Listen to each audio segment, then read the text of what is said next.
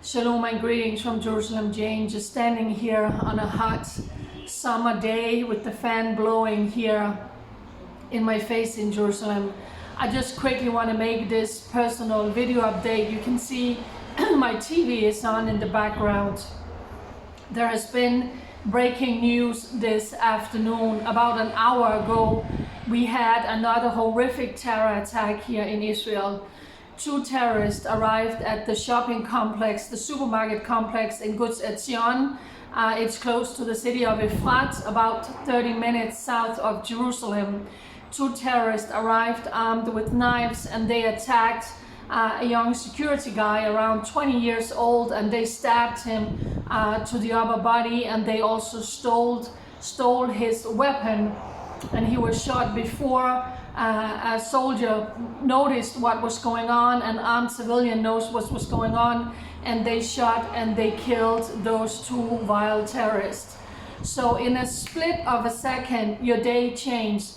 People who are out shopping, it's Thursday afternoon, it's the big shopping day during the week where people are out shopping, getting ready before Shabbat tomorrow, and these 2 vile terrorists decides we are going to go out and we are just going to murder any random Jew that we can find. And this precious young 20-year-old security guy was brutally murdered right now, stabbed to death for no other reason than just being Jewish.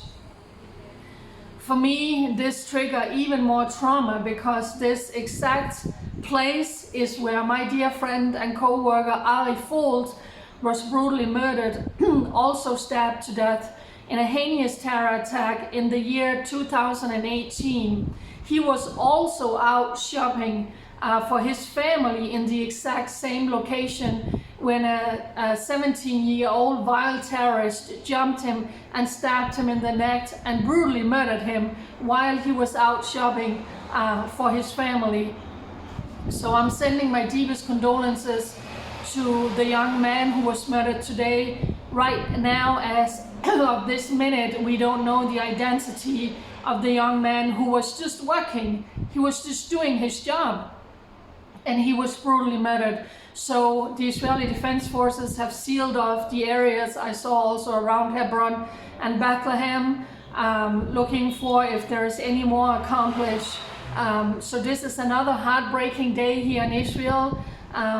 You know, we carry trauma like an invisible enemy who never leaves you, who is constantly with you, because there is constantly trauma in this country.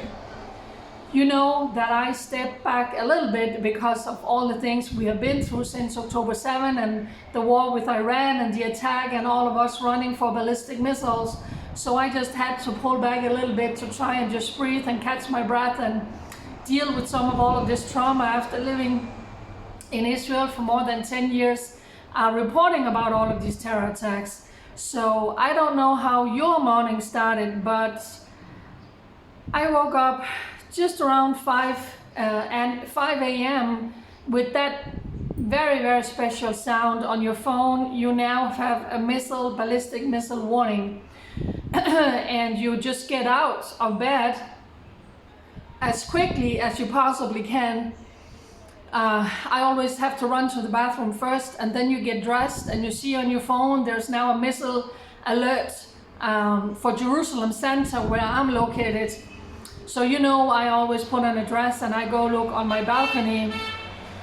And if you follow me on Telegram, you heard the voice message where I said, you know, I'm out on my balcony, I can hear sirens in the outskirts outside Jerusalem, but we didn't have any sirens here in Jerusalem. So whenever we don't have a siren, I'm like, oh, okay, so nothing's gonna happen here. And all of a sudden the ballistic missiles fired from the Wild Houthis in Yemen was literally flying over my head. And I quickly pressed record on my phone, and I got the last bit of it. So as I'm pulling back to try and recover from trauma and all the things we have been through in less than 24 hours since 5 a.m. this morning, the Wild Houthis in Yemen just fired a massive ballistic missile trying to murder Jewish grandparents and Holocaust survivors and Jewish babies, and more than 2 million are running for their lives to bomb shelters. and the Israeli Air Force took down that missile. And now here at 3:30 in the afternoon, a young precious man was brutally murdered by 2 terrorists out in Gush Etzion, while all the Jewish people and the Israelis in this country are out shopping, getting ready for Shabbat. So there's never a release, there's never healing, there's never recovery from trauma, because it's just an ongoing trauma all the time. Why am I saying this? Because there's no reason not to just be honest, because that's the reality for the Jewish people, for us living here in Israel, because this demonic evil from the pit of hell, whether they are terrorists in Gaza, whether they are the vile Houthis in Yemen, the vile Hezbollah, the military, the Ayatollahs in Iran who want to murder the Jews, or the vile demonic terrorists out in Judea and Samaria, evil never rests.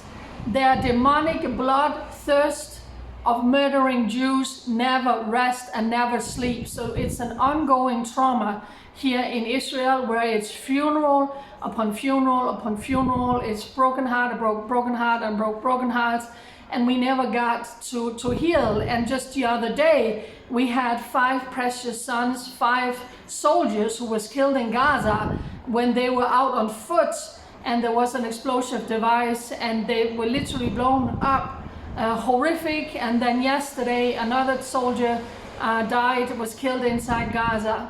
So pray for Israel for such a time as this, for all of us, for God to just surround his nation and surround his people. And you know, there's a reason why the Bible is saying, comfort, comfort my people, because there are so many tears and so much trauma and terror attacks and missile attacks and rockets attacks and dead soldiers and people killed in terrorist attacks, that there are many, many broken hearts, and our hearts never get to heal before the next one is murdered, before the next terror attack takes place. And for what reason? Nothing. They are just Jews who are living in their ancient homeland, their God-given homeland. Open the history book, not the UNRWA propaganda, but try open a history book and see the Jewish people's connection for thousands and thousands of years. Read the Old Testament. That's the history of Israel. The Jewish connection going thousands of years back. Prophecies are fulfilled. They are back in their homelands, but they are still being persecuted, haunted, and killed. And as you can see behind me, the TV is on as they're reporting from this heinous terror attack, where a 20-year-old young man was just brutally murdered by 2 terrorists while he was guarding people who was out shopping for Shabbat tomorrow. So for such a time as this, me and my house will serve the Lord and stand with Israel.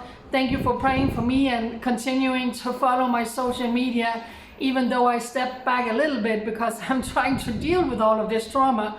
But it just keeps piling on and piling on and piling on, while at the same time our Prime Minister Benjamin Netanyahu has had a very successful trip in America, meeting twice, maybe for the 3rd time also with Donald Trump, with Vice President, also with the Defense Minister, and they're talking of course about Gaza and our hostages that needs to come home. So for such a time as this, please continue to stand in the gap for Israel and be our watchman on the walls. Thank you. Bye.